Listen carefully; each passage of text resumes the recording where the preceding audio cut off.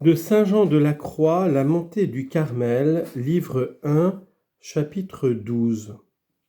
On répond à la question qu'on fait: quelles passions sont suffisantes pour causer à l'âme les dommages qu'on vient d'expliquer?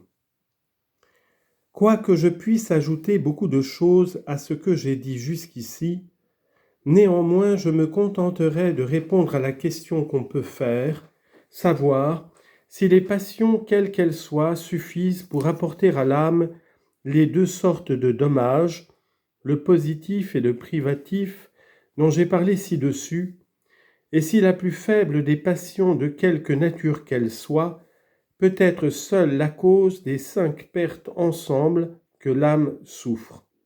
Ou, si une passion est le principe d'un mal, une autre passion d'un autre mal, et ainsi des autres, par le rapport de chaque effet à chaque passion, comme à sa cause particulière. En premier lieu, je réponds que, s'il s'agit du dommage que nous appelons privatif, ou de la privation de Dieu, il n'y a que la passion volontaire ou l'affection au péché mortel qui prive l'âme en cette vie de la grâce et en l'autre de la gloire, laquelle consiste en la possession de Dieu. Secondement, je réponds que toute passion volontaire à l'égard du péché mortel ou du péché véniel ou des imperfections apporte à l'âme des dommages qu'on appelle positifs. Il y a néanmoins cette différence entre ces passions, que celle qui regarde le péché mortel aveugle entièrement l'âme, la tourmente cruellement, la souille, l'affaiblit et la refroidit tout à fait, et celle qui se porte au péché véniel et aux imperfections ne cause pas ces maux dans ses excès, mais dans un degré beaucoup moindre, puisqu'elle ne prive pas l'âme de son Dieu. Il y a cependant des degrés, ou plus grands ou plus petits dans ces dommages, selon les diverses dispositions de l'âme, je veux dire selon sa plus grande ou sa plus petite lâcheté ou tiédeur ou autres défauts, qui sont la mesure de son aveuglement, de sa peine, de ses tâches, de sa faiblesse, de son refroidissement. Il faut toutefois observer qu'encore que toutes ces passions causent toutes ces pertes positives, il y en a qui en causent quelques-unes directement. Ainsi, les souillures du corps et de l'esprit viennent directement de la passion d'impureté. Les peines de l'âme naissent de la passion d'avarice. Son aveuglement de la passion de vaine gloire, sa tiédeur de la passion de gourmandise. Cela n'empêche pas que toutes ces passions ne la jettent en même temps dans tous les autres dommages d'une manière moins directe et comme cause moins principale de ses effets.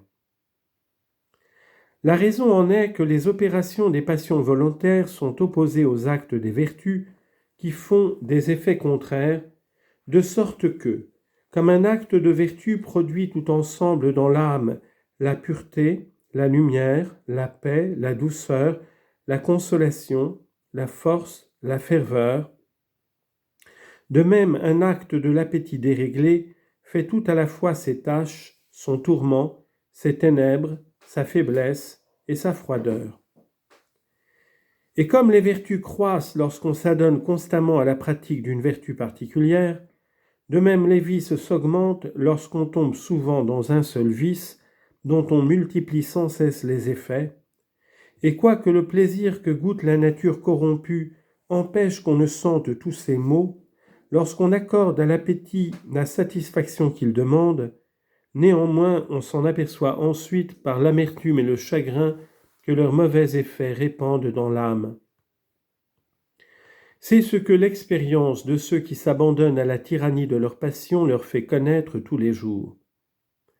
Il est vrai que quelques-uns sont si aveugles et si insensibles en ce temps-là qu'ils ne voient et ne sentent pas leur désordre. Mais cela vient de ce que, ne marchant pas dans les voies intérieures, ils ne font point de réflexion sur les choses qui les prouvent, sur les choses qui les privent du secours de Dieu, de sa grâce et de son amour. Je ne parle pas maintenant des passions naturelles involontaires, ni des pensées et des premiers mouvements, ni des autres tentations auxquelles on ne consent point. Toutes ces choses ne nuisent nullement à l'âme.